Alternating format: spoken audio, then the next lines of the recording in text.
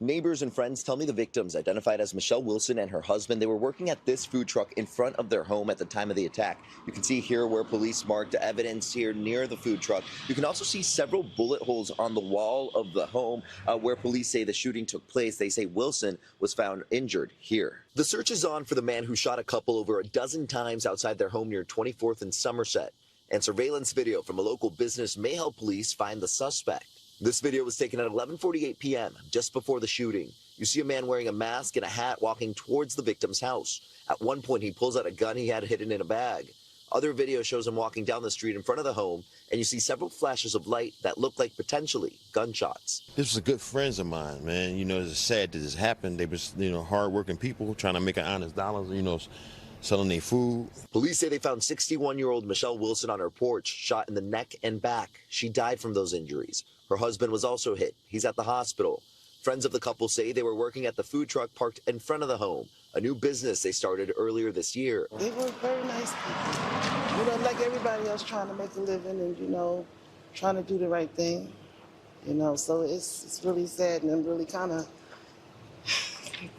just kind of full up about it. Neighbors nervous by the violence so close to home as police search for the shooter. District Attorney Larry Krasner briefly addressed the shooting in a press conference today and the impact this violence can have on communities. Any incident in which people who are out and about are harmed by gun violence can deter good neighbors from doing good things. And that's part of the reason we work so hard at trying to hold people accountable for those actions, but also trying to make it a safe place. As of right now, police are still looking for the shooter, and they're trying to come up with a motive.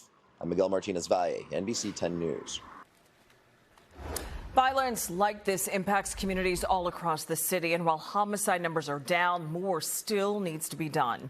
NBC 10's Lauren Make is digging into those numbers. She will have that part of our coverage ahead at 4:30. And take a look at this. A large tree fell, blocking a street and knocking down wires in Montgomery County this afternoon. Skyforce 10 flew over River Road in White Marsh Township. This is between Barron Hill Road and Harts Lane. Crews are out working to remove the tree and repair damage. Police say it's unclear when the road could reopen. And now to a powerful, deadly earthquake that rattled Columbia today. The 7.4 magnitude quake hit the western part of the country and caused damage to buildings and homes. Late this afternoon, a total of at least 110 people died and others injured from the blast. The earthquake was so strong it could be felt in Ecuador. Just 2 months ago, back-to-back earthquakes in Venezuela destroyed hundreds of buildings.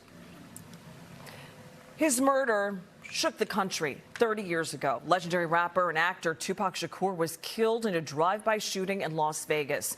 Now a suspect is finally heading to court. NBC 10's Lena Tillett is joining us with the very latest developments. Lena. Yeah, Jackie, a lot of people paying attention to this. This afternoon, jury selection is underway for Dwayne Keith Davis, also known as Dwayne Keefe D. Prosecutors say he orchestrated the drive-by shooting that killed the hip-hop legend.